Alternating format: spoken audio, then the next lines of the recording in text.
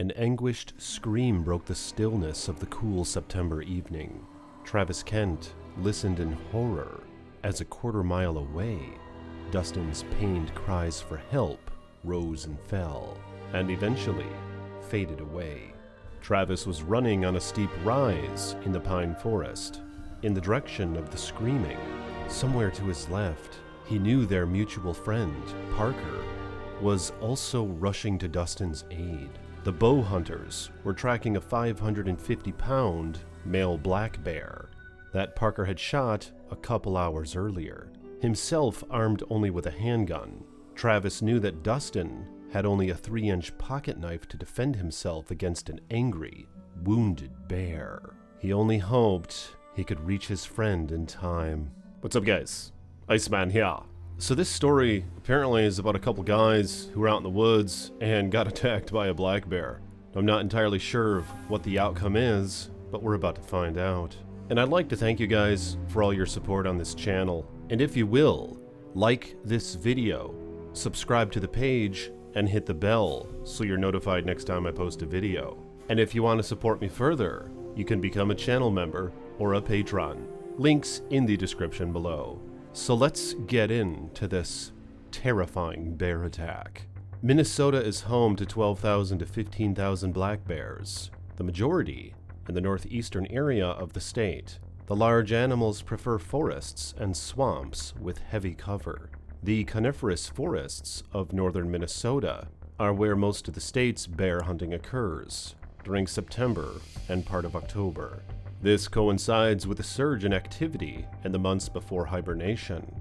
This important period of hyperphagy is essential for bears to be able to live off their stored body fat for as long as 6 to 7 months. Sport hunting is the main source of bear mortality in Minnesota.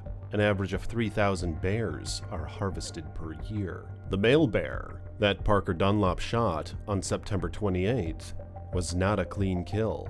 The day had started out promising.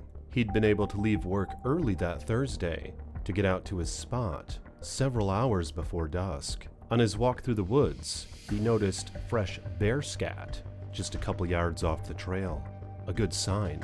However, Parker then sat in his tree stand for almost 3 hours before seeing or hearing anything bear-related. Around 6 p.m., a large male black bear shuffled through the underbrush to the south of his stand. Parker was positioned to look down through a small clearing of pine trees and across a large beaver swamp. The bear was 40 yards away and moving parallel to the swamp with his nose down. Occasionally, the Bruin stopped and pawed the ground, looking for starchy roots and tubers. The bear's meandering foraging path was slowly bringing him closer to the tree stand, so Parker waited, bow at a relaxed, ready position. As the distance narrowed, his breath came quicker and his pulse jumped. 30 yards, 25 yards, a reasonable shot. Still, he waited. 15 yards in closing. Parker raised his bow, locked in for an instant, then released the arrow. The big bear flinched and bellowed as the arrow lodged behind the left shoulder. It looked like a solid lung shot, but the bear stumbled away, huffing and bellowing angrily toward the swamp. Parker had knocked another arrow, but the bear had turned directly away, preventing another broadside shot. Moving surprisingly quickly, the bear disappeared in the reeds and made a beeline for the water, waist deep in some places, and began to put as much distance as possible between himself and the threat. Realizing he might have a long night of tracking ahead of him, Parker had called his friends and experienced hunters, Dustin Lindler and Travis Kent, to help track down the wounded animal. Bears are notoriously difficult to track after a shot. Normally, most of the blood is sopped up by the long, thick fur, leaving very little on the ground and brush to track. Plus, bears prefer dense, shrubby cover and will often make for an overgrown area with ample hiding places when injured. Darkness was approaching when Dustin, following a trail of tiny blood splatters, stumbled abruptly onto the bleeding bear.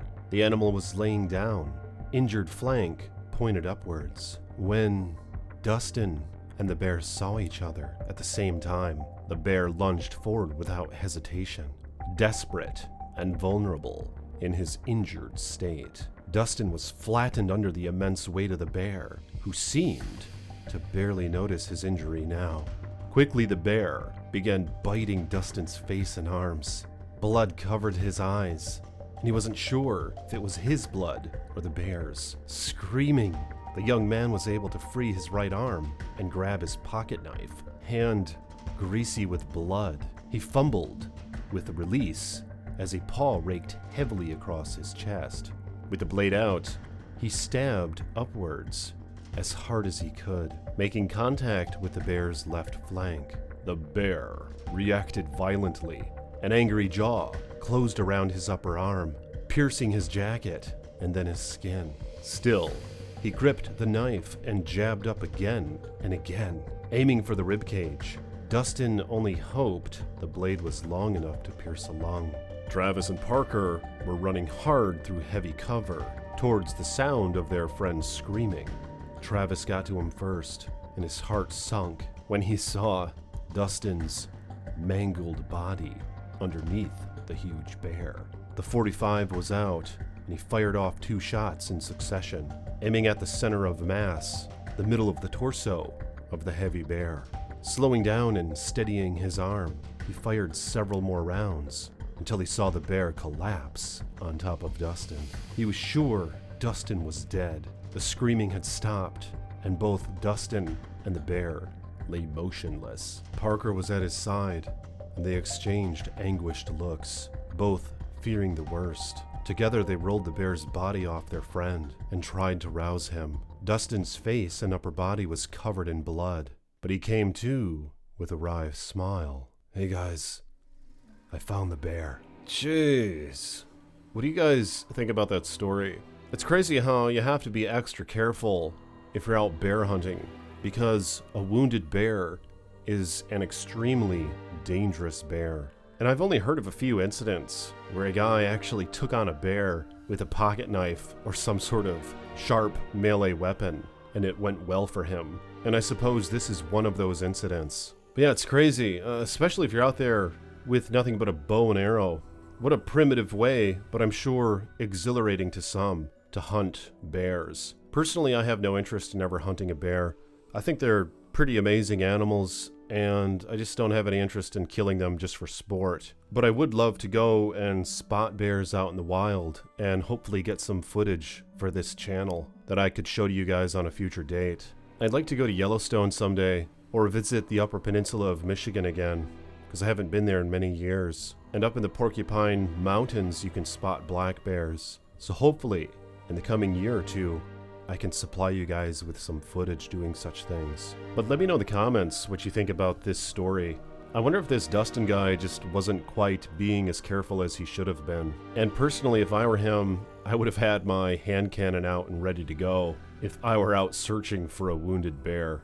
But let me know what you would have done in this situation. And have you seen any bears lately? Comment below your thoughts on these matters, like this video, and subscribe to the page for more chilling tales from the Iceman.